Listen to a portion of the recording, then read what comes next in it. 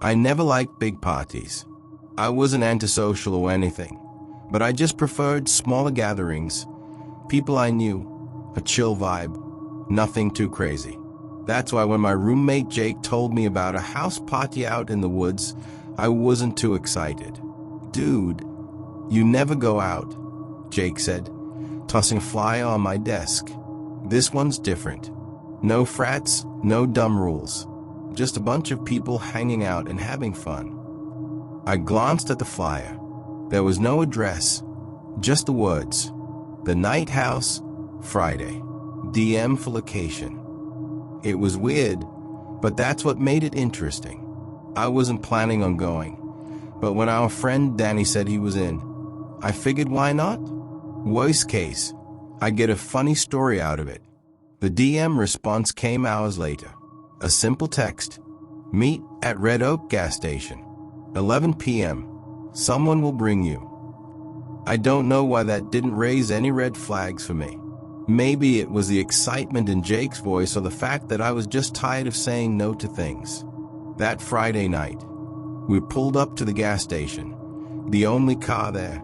The place was dead, barely lit by a flickering neon sign. 5 minutes passed. 10. Then, just when we were about to turn around, headlights appeared in the distance. A black van. It rolled up beside us, and the driver, an older guy in a hoodie, motioned for us to follow. Jake grinned. "Told you this would be sick." I wasn't so sure. We followed the van for nearly 20 minutes, leaving behind the roads I knew. The farther we went, the darker it got. No street lights, no houses, just trees on either side of us.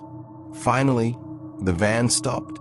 We were in front of a huge house, too big to be some random college party spot. It looked old, almost abandoned, but the lights inside were bright. "Let's go," Jake said, already getting out. Danny and I exchanged a glance, but we followed. Something about this felt off, and I hadn't even stepped inside yet. Stepping inside, the first thing I noticed was the smell. Not alcohol, not weed, something stale, like old wood and damp fabric. The house was huge, bigger than I expected, with high ceilings and dark wooden floors that creaked under every step. People were everywhere, laughing, drinking, dancing. It looked normal, except it wasn't. There was no music, just the sound of people talking and the occasional clink of a bottle. It was weird. You don't throw a party in a place like this and not have music. But Jake and Danny didn't seem to care. We walked deeper inside, past people who barely acknowledged us. No one looked up. No one greeted us. It was like we weren't even there. At the back of the room, there was a grand staircase leading to the second floor. A girl stood there, watching a crowd. Her dress was old-fashioned, like something from a different time.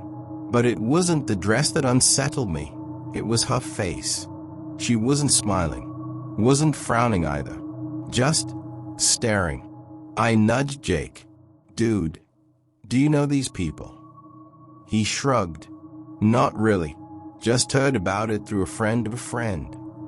That's when the girl on the stairs finally moved. She didn't walk. She just turned and disappeared down the hallway, like she wanted us to follow. Danny noticed too. That was weird. I agreed. Everything was weird. The more I looked around, the less this felt like a party. No one was really drinking. No one was on their phone.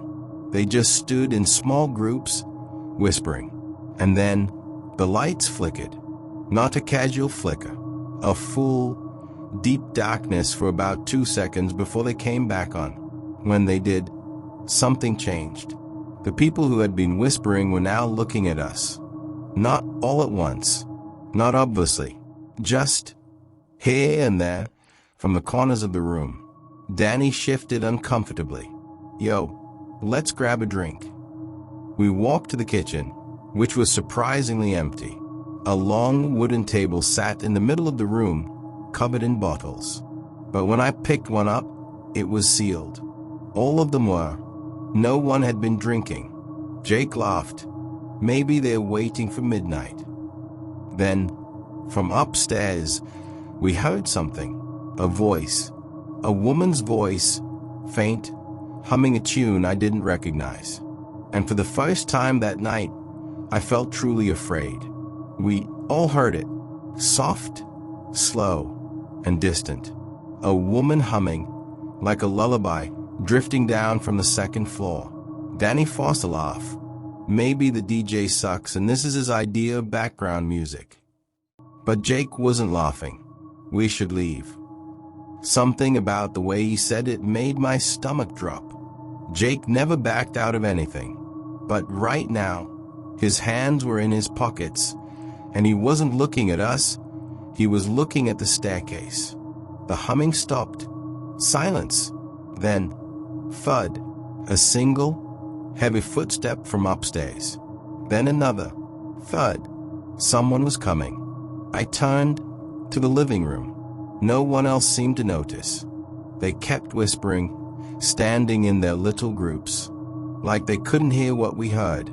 The third footstep came, louder this time. The floorboards above us groaned under the weight. Then, a voice. Low, cracked, and stretched too wide. Who came to my house? My legs locked up. The words didn't come from the stairs. They came from everywhere. The walls, the ceiling, the very air around us. Danny bolted, just turned and ran straight for the front door. He yanked at it. It didn't move. He twisted the knob, pushed, pulled. Guys, he said, voice shaking. It's locked. Jake grabbed his shoulder. Move. He slammed his body into the door. Once, twice, but it didn't budge. Then the lights went out. Total blackness. A pause. My entire body went cold. I reached for Jake, but he wasn't there. I reached for Danny. Nothing. Then the lights flickered back on. The party was gone. No music. No people. No whispers. The house was empty. Danny turned in circles. What the hell? Where's everyone? The furniture was still there, but covered in white sheets like no one had lived here in years. Dust swirled in the air, thick and choking. Jake took a step back. This house was full of people 2 seconds ago. We saw them. We saw. A sound came from the stairs. We turned, and there she was, the girl in the old-fashioned dress, standing at the top, watching us. But now, her face was wrong. Her mouth was too wide, stretching past her cheeks. Her eyes were black, empty holes. Her hands, long and thin, curled like claws. And when she stepped forward, it wasn't a step, it was a glide. She opened her mouth, but the sound that came out wasn't a voice. It was humming, getting louder and louder, until it was inside my head, until it was everywhere. Jake grabbed my arm. Run. And we did. We ran. Down the hallway. Past the covered furniture. Past the rotting wallpaper curling at the edges. The air smelled damp, like something old and forgotten. The walls seemed to stretch, pulling longer, twisting as we sprinted. Danny was ahead of us, his breath ragged. The back door. There was a back door. I didn't question him. I just ran. Behind us, the humming grew sharper, more distorted, like a needle dragging over a broken record. Then, bang. The floor beneath Jake collapsed. He screamed as he dropped, vanishing into the darkness below. I lunged forward, grabbed his wrist. His eyes were wide, wild. Don't let go, he gasped. Danny skidded to a stop, turned back. Pull him up. I tried, but something in the darkness below tried harder. A hand, thin, pale, too long, shot up from a hole and grabbed Jake's ankle. He let out a strangled scream, his fingers slipping against mine. The hand began pulling him down. I held on. I swore I held on. But then, Jake's face twisted, not in fear, but in realization. His grip loosened, and he let go. I screamed his name as he was dragged into the dock. His body vanished. The humming swelled, so loud it felt like my skull was splitting open. Danny yanked me back. Move, move. We stumbled down the hall, turned a corner, and there, the back door. It was half open, creaking in the wind. We bolted toward it, feet slamming against the wooden floor. Danny reached it first, shoved the door wide, and we burst into the night. Cold air hit my face. The ground was wet, soft. We ran through the backyard, through the overgrown weeds, toward the rusting chain-link fence. Danny reached it first, leaped over. I scrambled up, my fingers slipping against the cold metal. And then, the humming stopped. I turned. She was standing in the doorway, watching. The girl, the thing. No smile this time. No stretched mouth.